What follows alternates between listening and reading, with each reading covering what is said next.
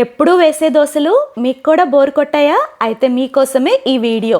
పైనుంచి క్రంచీగా, లోపల నుంచి స్మూత్గా, అచ్చం స్పాంజ్ లాగా ఉండే ఈ ఇన్స్టెంట్ స్వీట్ కార్న్ దోశల్ని, అలాగే దీనికి సూపర్ కాంబినేషన్గా ఉండే చట్నీని ఎలా ప్రిపేర్ చేయాలో ఈ వీడియోలో చూద్దాము. ఈ దోశలు అయితే చిన్నల నుంచి పెద్దల వరకు అందరూ కూడా భలే ఇష్టంగా తింటారు. ఇంకా లేట్ చేయకుండా ఈ దోశల్ని రెడీ చేసేసుకుందాం రండి. నేను ఇక్కడ ఫుల్ ఒక స్వీట్ కార్న్ కండి తీసుకొని ఒలిచేసుకొని చక్కగా ఇట్లాగా స్టోర్ చేసుకున్నాను. వీటిని అయితే ముందుగా ఒక మిక్సీ జార్లోకి వేసేసుకోండి. వీటిని ఫైన్గా మిక్సీ పట్టుకోవడమే. ఇవైతే కప్పుతో కొలుచుకుంటే దగ్గరగా మీడియం సైజ్ కప్పుతో 2 కప్పుల వరకు వస్తాయి. చూడండి, ఎక్కడా కూడా చిన్న పలుకు లేకుండా ఇలా చక్కగా మిక్సీ పట్టుకొని పక్కన పెట్టుకోండి.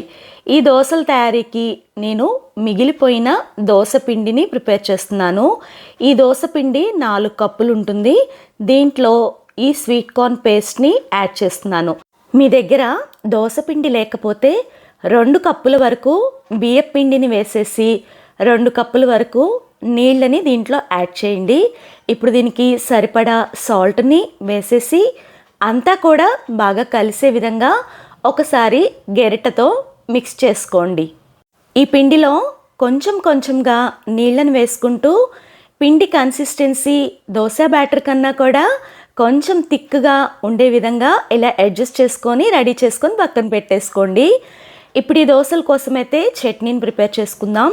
ముందుగా ఒక 6 వరకు పచ్చిమిర్చి మిక్సీ జార్లో వేసుకొని అరచిప్ప వరకు ఫ్రెష్ పచ్చి కొబ్బరి తీసుకొని దాన్ని ముక్కలుగా తరిగి వేసేసుకొని ఒక చిన్న కప్పుతో పుట్నాల పప్పు, అదేనండి తినే శనగపప్పును కూడా దీనిలో వేసేసేయండి.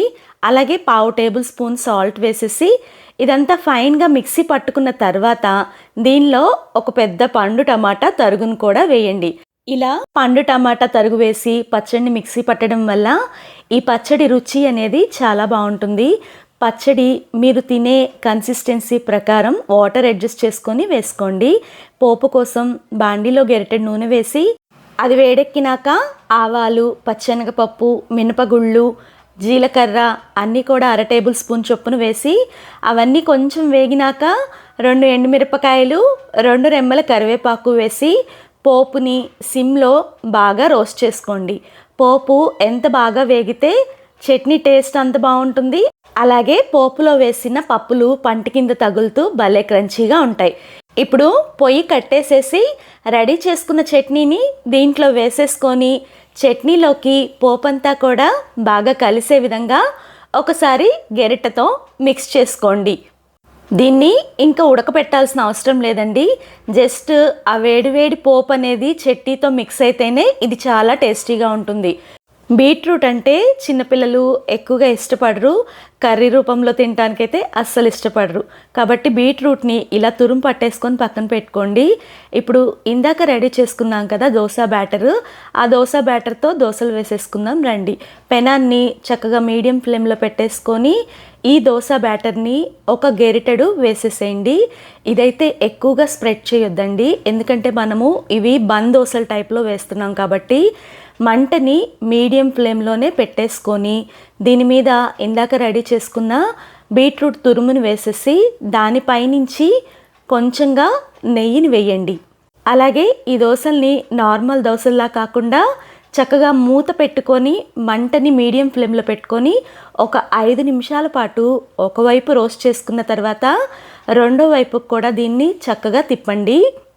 రెండో వైపు తిప్పిన తర్వాత సిమ్లో ఒక 5-6 నిమిషాల పాటు దీన్ని రోస్ట్ చేసుకోండి. అప్పుడే ఈ దోశలు అనేవి లోపల నుంచి కూడా చక్కగా ఉడుకుతాయి.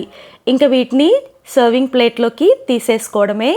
ఇంకొక దోశను కూడా ఇలాగే ఫస్ట్ కొంచెం నెయ్యి వేసేసుకొని దాని మీద రెడీ చేసుకున్న దోశ బ్యాటర్ని ఒక గెరిటెడ్ చొప్పున వేసేసి దాన్ని ఎక్కువ స్ప్రెడ్ చేయకుండా సేమ్ ప్రాసెస్ని రిపీట్ చేయండి. ఈ దోశలు తీసుకోవటం వల్ల చాలా హెల్త్ బెనిఫిట్స్ ఉంటాయండి. స్వీట్ కార్న్ అనేది పీచు పదార్థం ఎక్కువగా కలిగి ఉంటుంది. కాబట్టి స్వీట్ కార్న్ని ఏ రూపంలో తీసుకున్నా కూడా అందరికీ అరుగుదల ఇంప్రూవ్ అయ్యి కాన్స్టిపేషన్ ప్రాబ్లం లాంటివి తగ్గుతాయి. అలాగే మనకి ఫుడ్లో ఉన్న ఐరన్ని అబ్జర్వ్ చేసుకోవటానికి స్వీట్ కార్న్ అనేది ఎక్కువగా ఉపయోగపడుతుంది. ఎందుకంటే స్వీట్ కార్న్లో నయాసిన్ అనే విటమిన్ ఉంటుంది. ఇంకా దీని మీద వేసిన బీట్రూట్ వల్ల పిల్లల నుంచి పెద్దల వరకు కూడా బ్లడ్ అనేది చక్కగా ఇంప్రూవ్ అవుతుంది. అలాగే చూడటానికి ఈ దోశలు కలర్ఫుల్గా ఉంటాయి, తినటానికి టేస్టీగా ఉంటాయి, ఇంకా ఎన్నెన్నో ఆరోగ్య ప్రయోజనాలని కూడా అందిస్తాయి. కాబట్టి మీరు కూడా ఈ ఇన్స్టెంట్ స్వీట్ కార్న్ దోశల్ని, ఈ చట్నీని ట్రై చేయండి. అలాగే మీకు ఎలా వచ్చిందో కామెంట్ చేయండి. ఫస్ట్ టైం మన వీడియోస్ చూస్తుంటే ఇలాంటి మంచి మంచి రెసిపీస్ కోసం మన ఛానల్ని సబ్స్క్రైబ్ చేసుకొని బెల్ ఐకాన్ ఆల్ అని ప్రెస్ చేస్తే నేను పెట్టే ప్రతి నోటిఫికేషన్ మీకు వస్తుంది. వీడియో నచ్చిందా? నచ్చితే లైక్ చేయండి. మీరు ఇచ్చే లైకే నాకు ఒక మంచి ఎంకరేజ్మెంట్ అవుతుంది ఇలాంటి మంచి మంచి వీడియోస్ పోస్ట్ చేయడానికి. అలాగే ఈ వీడియోని మీ ఫ్రెండ్స్కి, రిలేటివ్స్కి తప్పనిసరిగా షేర్ చేయండి. Thank you for watching. By by.